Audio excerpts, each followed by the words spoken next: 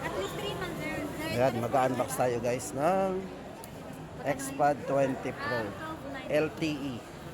Straight na or 3 months? Kapal nung ano nyo. Tingnan natin yung mga laman nito. Straight na lang. Straight na lang. Para yung okay lang. Sige po.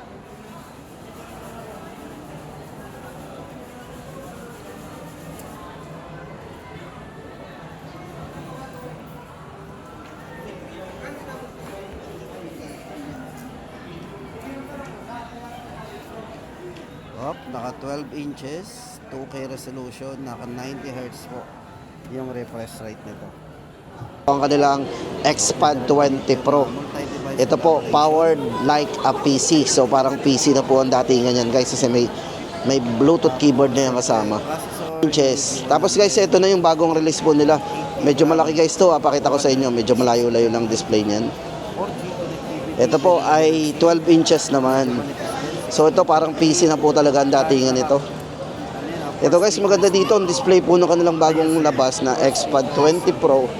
Ang display po nito naka 2K resolution na yan, 90 Hz refresh rate at meron na ring iCar display.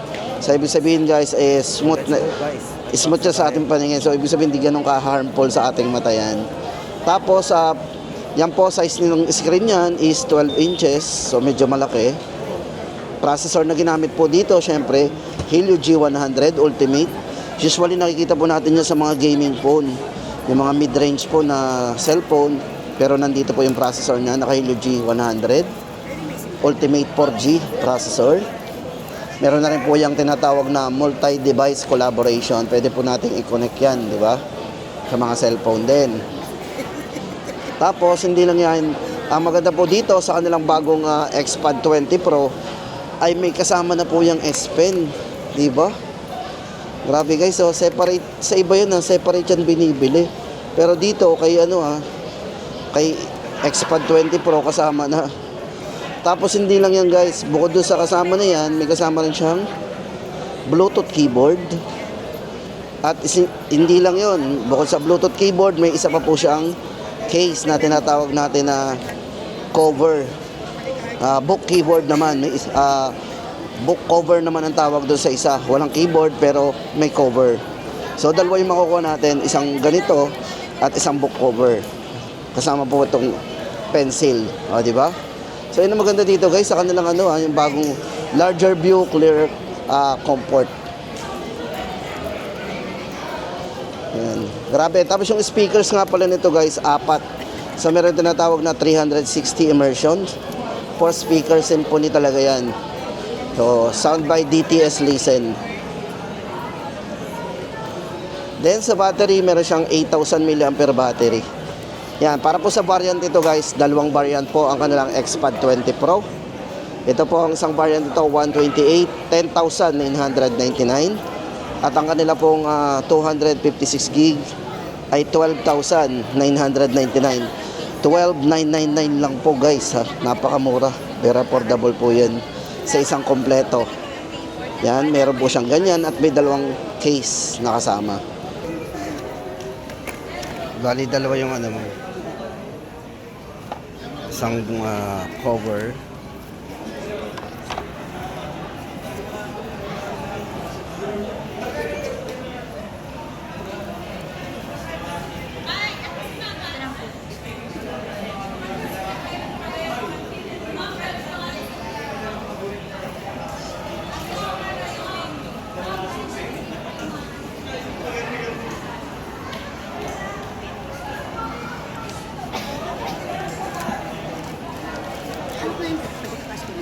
Tapos, 699.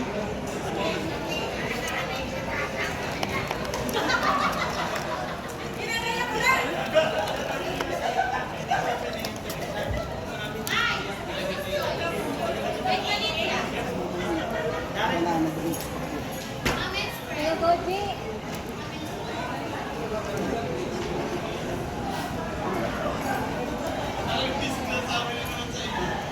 Xpad 20 Pro. 12 inches. 12 inches? 12 inches. Xpad 20 Pro.